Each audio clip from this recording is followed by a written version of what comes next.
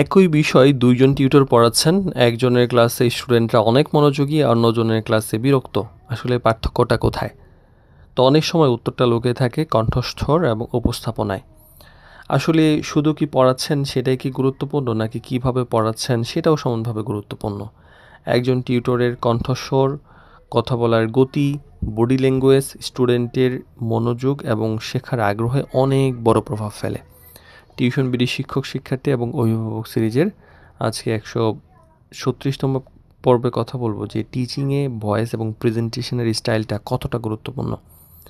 আসলে পরিষ্কার এবং আত্মবিশ্বাসী কণ্ঠে কথা বলাটা অনেক বেশি গুরুত্বপূর্ণ, যাতে আস্তেও না হয় জোরেও না হয়, এমনভাবে কথা বলুন যেন স্টুডেন্টরা সহজেই বুঝতে পারে।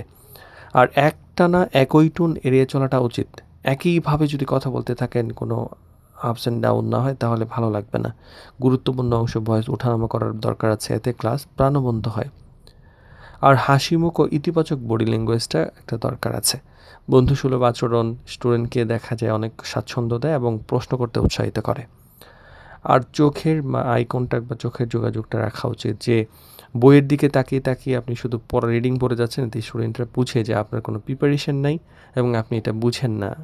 আপনি যখন বুঝেন তখন কিন্তু আপনি আপনার মতো করে ব্যাখ্যা করতে পারবেন।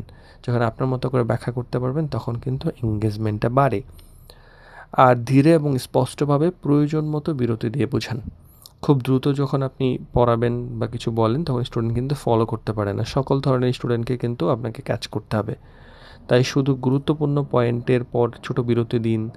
কোনোভাবে তাকে এঙ্গেজমেন্ট করেন। এমন একটা কিছু করেন যাতে স্টুডেন্ট মানে কোনোভাবেই মনোযোগ বাইরে না যায়। যেমন ধরেন আপনি এমন একটা শব্দ বলে দিলেন যে, "আমি যখনই এই শব্দ উচ্চারণ করব তখন অবশ্যই তোমাকে একটা সাউন্ড করতে হবে।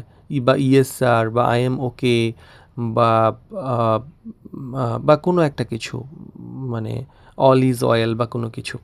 তো ধরেন এইরকম একটা টোন বললেন যে, "হ্যাঁ, আমি যখন এই শব্দটা উচ্চারণ করব তখনই তোমাকে এটা বলতে হবে।" বা এটা আপনার পছন্দ মতো যেকোনো শব্দ হতে পারে। তখন সে কিন্তু কোনোভাবে মনোযোগের বাইরে যাইতে পারবে না এবং সে দেখবে যে টিচার কখন এই শব্দটা বলে তখন আপনি ওটা বলছে, ওরা সবাই বলছে কিনা। তো আপনি তার কনসেন্ট্রেশনটা ধরে রাখতে পারবেন এবং সেটা অটোমেটিক্যালি হবে। তো একজন দক্ষ টিউটর যে শুধুমাত্র যে ভালো জানেন তা না, তিনি এমনভাবে উপস্থাপন করেন যাতে স্টুডেন্ট সহজে বুঝতে পারে, মনোযোগ ধরে রাখতে পারে এবং শেখার আগ্রহটা বাড়ে। তো ভালো টিচিং শুধু যে জ্ঞানের তা কিন্তু নয়, সুন্দর উপস্থাপনাও কিন্তু একটা বড় শিল্প।